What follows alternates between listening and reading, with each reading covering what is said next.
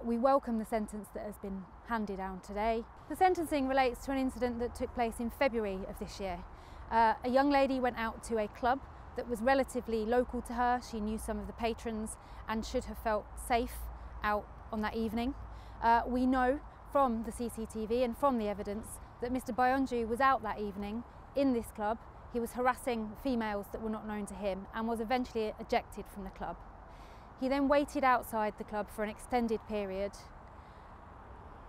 and a short time later he attacked and dragged into an alleyway a young lady that had been in the same club as him, that was not known to him.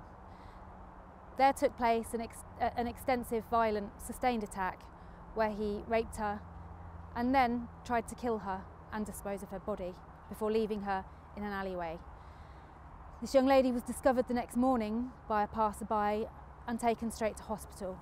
Unfortunately, despite the life-threatening condition that she was in, she survived and was able to recover, and she continues to recover to this day. Following the incident, the police undertook an extensive trawl of the area for any evidence. A scene was located and sealed off to preserve forensic evidence, but officers were also able to identify CCTV footage of a male disposing of items of clothing that belonged to the victim. This footage was then used to trace the suspect, Boianjiu, back to the nightclub, and we were able to identify him from there. This was a brutal attack, a horrific incident.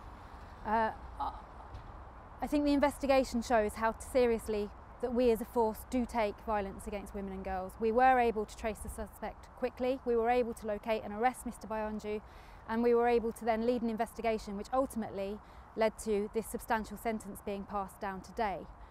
I would also like to just urge the wider public to report violence against women and girls. As we can see from the investigation and from the footage, Mr. Boianjiu was in the club before this, touching women without their consent and harassing them.